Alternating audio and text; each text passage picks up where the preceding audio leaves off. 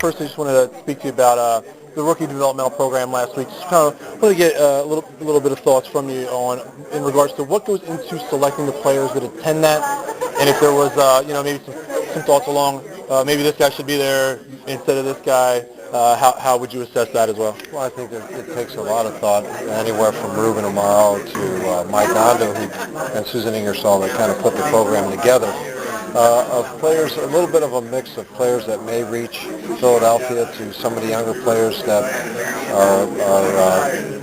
eventually get to Philadelphia. You have some media training, which is very important. They put them through some of the training with the camera on them and everything like that. To some guest speakers. Perrant was the guest speaker this year. And it just kind of, Charlie talks to him, Jim Tomey. It really gives them a feel of Philadelphia and the flavor of Philadelphia. And then when they went to MLB Network, it was nice to be able to see that set.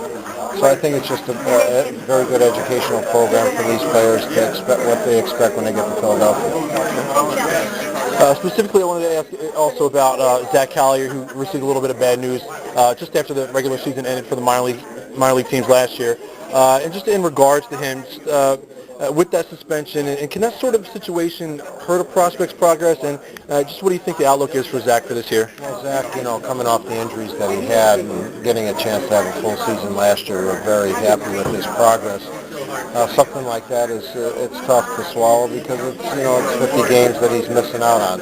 But knowing Zach and his work ethic and everything like that, when that 50-game suspension is up, he should be able to pick up and take off where he left off last year. Yeah, it's definitely a positive season for him last year. Now, I also wanted to ask you about, there's a lot of excitement level within fans, within the media about the draft class last year, especially the top two guys with Green and Quinn. And I just wanted to ask you about those guys and maybe some of the other players that were in the draft class last year. Just assess those guys. Those guys specifically didn't get to play in official games. Other players like Austin Wright really excelled. Maybe some thoughts on some of those guys from last year's draft class. No doubt.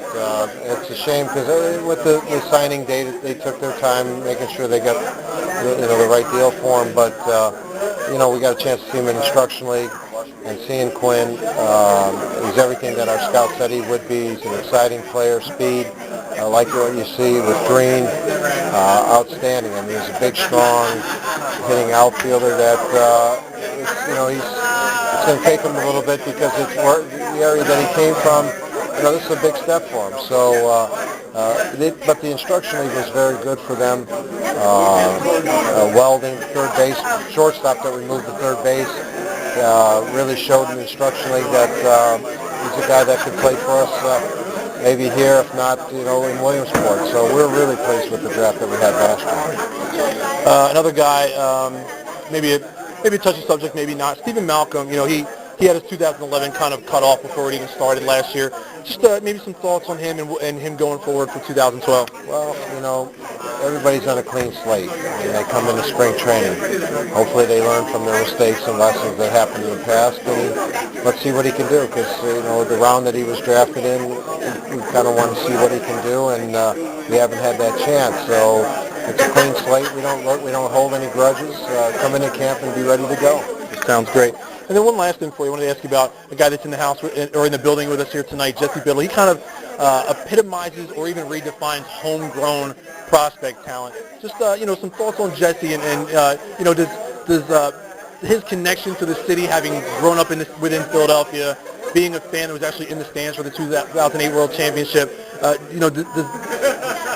the way he epitomizes and redefines being homegrown kind of affect the excitement level that surrounds him? Oh, no doubt.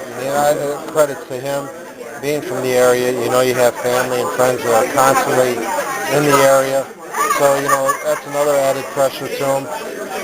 Last year, how he started the season to the way he finished the season is a credit to him. I mean, he, as a young high school player, he developed. He became the pitcher that we thought he would be, and he finished up strong. So this spring training is going to be big for him to, have that breakout year because everything that happened last year at the end has all the signs that he's going to be a good major league pitcher down the road. That's all I got for you. Thanks so much for your time. Appreciate that.